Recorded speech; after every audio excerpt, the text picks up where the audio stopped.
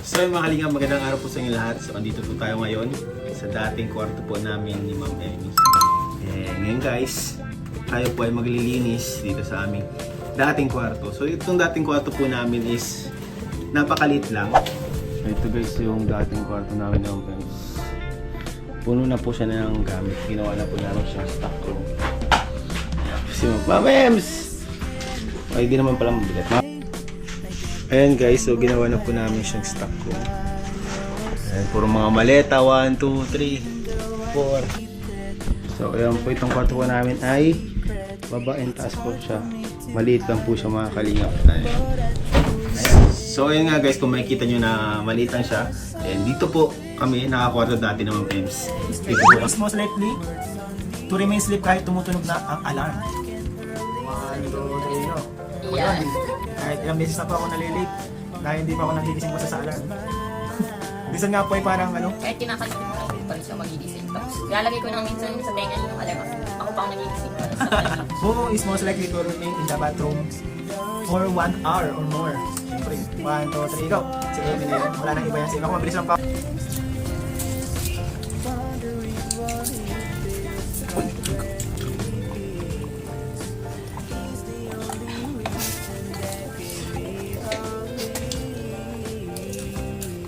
Next sa primer, foundation. So, ang gamit ko ay for the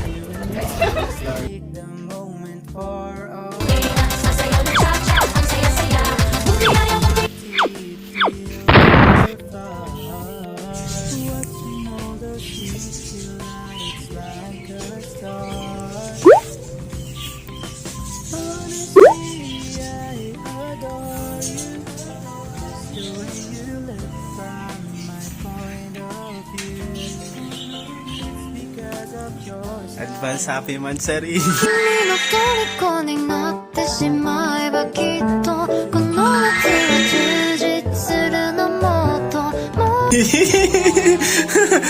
Advance happy monthsary! Thank you! Akin na to? Sa'yo yan, monthsary gift. Dito po kami dati natutulog, nagtitiktok, nagtatrabaho, gumagawa ng mga bouquet. Kasya po lahat ng gamit namin dito lahat. And ngayon guys, lilinisan po natin dito. Dahil po, si Kayla po, sa kalaman po, para po sa kalaman ng iba na hindi nakakaalam, si Kayla po ay walang apartment dito sa Daet Camarines, ay sa Daet. And kapag nag-school siya, hindi po pwedeng uwian kasi late na po natatapos ng kanyang klase and wala na pong biyahe, napakalayo po ng bahay nila. Kaya guys, nag-offer po tayo kay Kayla na pwede po siya dito umuwi and matulog kapag siya ay may klase. So syempre guys, walang bayad, libre lang. Libre lang po mga kalingap. So tara guys, linisan po natin, samahan niyo po kami. Napakadumi na po dito guys kasi medyo magulo na kasi maraming gamit po mga kalingap. Ayan. Ayan. Linisin po natin yung lahat dyan guys.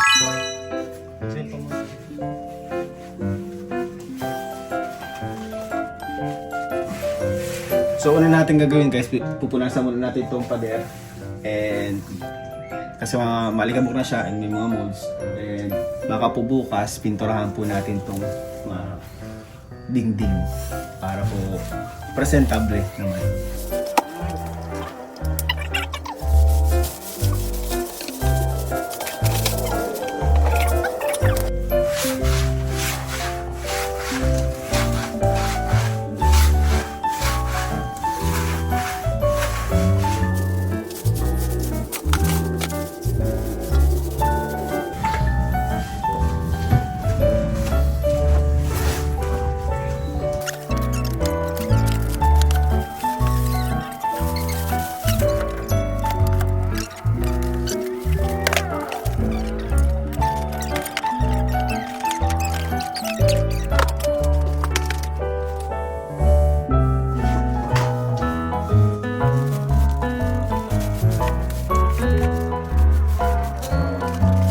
Medyo daming gamit pong mga kalingap. Di ko alam kung paano namin to aayusin talaga.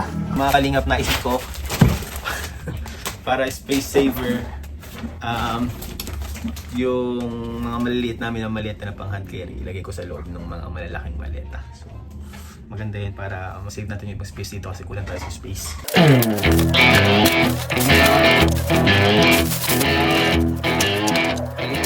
Lilinisan natin talaga guys kasi siyempre gusto natin comfortable si Kayla kapag dito siya matutulog. Last time na ginamit ko pati sa Hong Kong pati.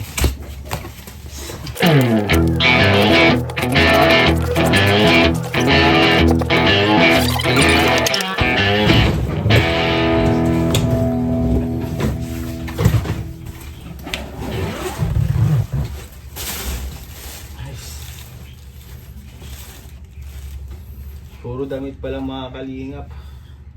Ito kasi guys yung mga panlamig baga, mga panlamig po. So, hindi natin ito malalagyan pala.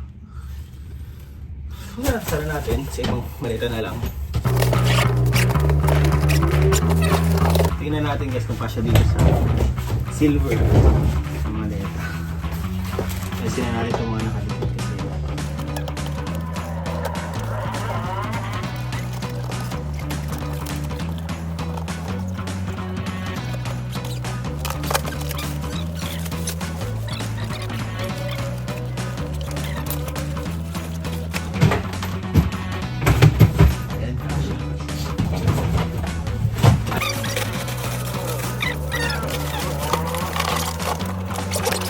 Tapos ito na naman ang ilagay natin dito sa taas. Yung pinagtanggalan natin kanina.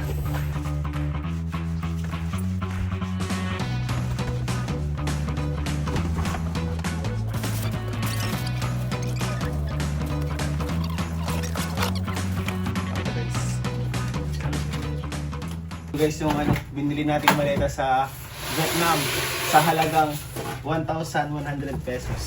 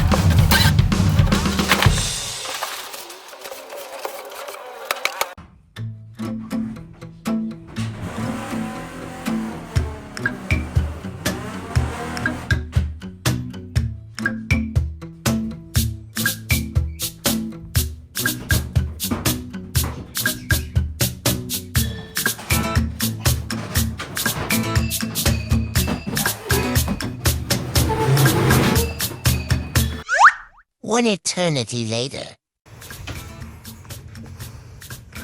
So ito na po. So meron po siyang sariling higaan, unan, may kumotin po yan and lagyan po natin ang cabinet.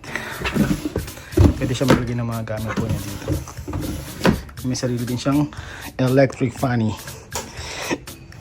Yan. Ready now for Kyla. So may nagpapabot po kay Ma'am Emmy. Dito siyang shuttle po kayo dito siyang velvet bags. Yan po si Ma'am Emmy. Galing fresh from the class. Salamat po. Dito siya. God bless you po.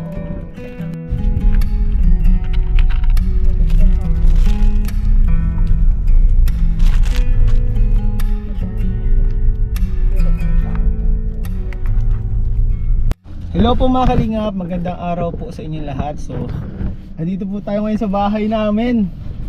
Nung ako ay bata pa. So ito po yung ano namin, bahay ko saan ako lumaki. And may pinadala daw po dito na package. So i-unboxing po natin. Hindi So, mo alam kung sino sa... Hindi ko alam kung sino po ang galing, kung saan galing guys. Pero nakalagay dito ay Sir Miguel. Ewan ko lang kung What is this? ano yan. We'll see. So buksan po natin guys. Di ko alam guys ha, pero nakapangalan sa akin po Ian Ramirez po. Ganun pa lang po tayo sa school na kayo ni Horn pa. Ito ata ay para kay baby. Or hindi ko lang po alam ha. So ito po ay para daw kay baby. Pero parang hindi. Sino nagsabi? Sinabi sa'yo ng sender, hindi mo alam. Kanina ito guys galing. Pali yung pinuha. Uy, maligtad. Kabaliktaran tayo. Wow! Shoes! It's a shoes guys. Oh, dyan. Kanina to galing Easy.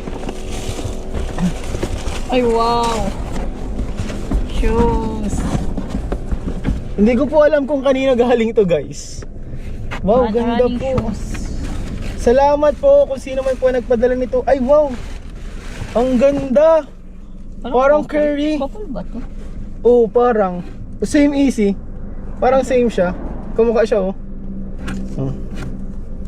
Wow, Thank you thank you po. so much. Ngayon na naman lang po tayo na May ano, mystery ano ba yan? mystery sender. Mystery gift sender. Thank you so much po.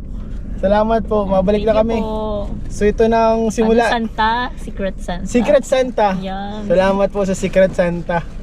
Ito Thank na you ang po sa simula shoes. ng aking pagpayat. Run. Tapos si Emmy, pwede ka na mag-walking siguro, Easy. Yes. Pagtatanong po natin kay Doc kung pwede na akong mag-jogging ulit. Ayan. May jogging era. Ako po, tatry ko na po makapag-jogging ulit. And ganda guys. Thank you so much po. Sobrang Wow, appreciate po thank you namin. po. Ganda po. Gamitin ko po talaga Pero ito. ano ay si malaman yung size natin. Kaya nga. Nabigla nga ako alam itong ano, isang bahay natin.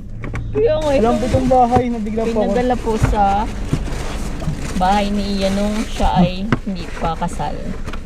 Ano pati, ang social ng pinadalhan LBC. LBC pa talaga. Thank you po. Thank you so much po. Salamat po sa nagpaabot nito. God bless you. Nawa po ay Secret Santa namin. ang blessings ay bumalik sa inyo na siksik, liglig at umaapaw. And thank you so much po. Thank you so much po. Grabe, super appreciated po. Super appreciated po. Thank you so much. Thanks